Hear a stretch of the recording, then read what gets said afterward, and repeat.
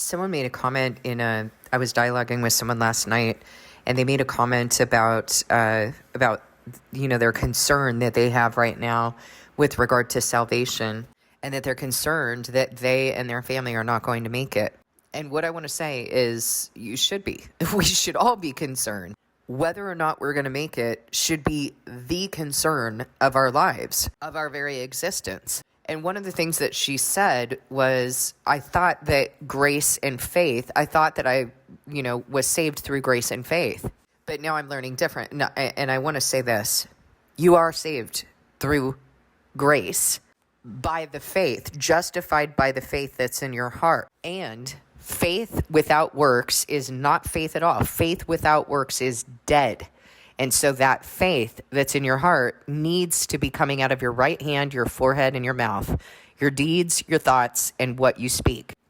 So I spoke with someone yesterday, as a matter of fact, earlier in the day, who was sharing with me that, she was sitting in an Uber talking with the Uber driver, and she said, I just put it out there now. Like, I don't withhold or feel afraid to say something. I just speak the way that I speak. And I don't overwhelm anyone, but I put it out there to see, are they one of his? And that's exactly what we need to be doing. If we don't take that chance, if we're not putting it out there, we're never going to know. And you know pretty quickly. You see pretty quickly whether someone is capable of engaging. So you kind of put it out there and you see if they're excited to be talking about God as well.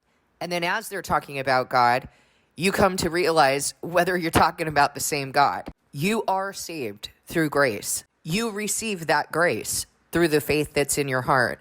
The problem is that these false teachers and worthless shepherds and false churches have taught you a false version of grace, a false version of faith. They've taught you that you don't need to live by the Spirit all the time, denying the design that God has given you as a vessel. You don't inhabit yourself, and you're going to be inhabited by some spirit. It's your job to make sure that you're fanning into the flame of the Holy Spirit. They've taught you that you don't have any responsibility, that you just believe and believe and believe.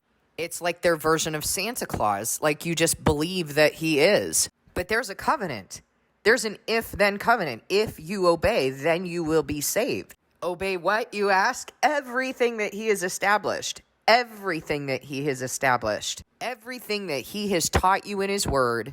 And everything that he moves you to do by his Spirit. You don't get to pick and choose. You don't get to say no to God, as I was taught by someone who was in ministry at the time, that I could say no to God. No, you don't say no to God. The word says it's hard for the righteous to be saved. These ideas in counterfeit Christianity that everybody's going up in the first resurrection, no one's talking about the fact that we're going to be martyred, that Revelation 20 very clearly demonstrates that only those who have been martyred are going up in the first resurrection. I mean, what's up with that? What is up with this heart issue that's being preached from the pulpit? You will be justified by your heart. And so these people who often say to me when they're justifying their sin, well, God knows my heart. That's become a justification of sin. Well, yeah, let me tell you something. God knows your heart. He most certainly does. That is a true statement. And if that is your justification, you do not have a heart for him. You are to become holy as the Lord is holy. You are to suffer for Christ. You are to become his servant. If indeed he has purchased you and redeemed you.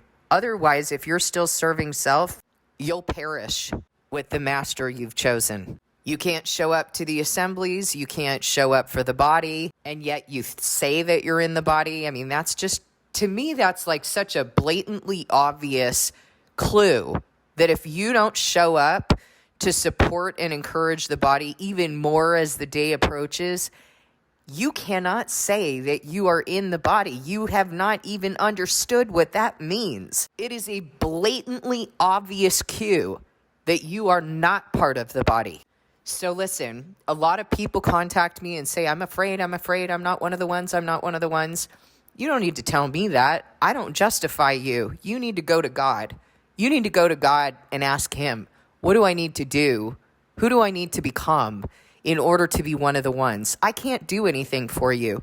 I am here, poured out every single day to share with you what he shares with me. I cannot fulfill your covenant for you.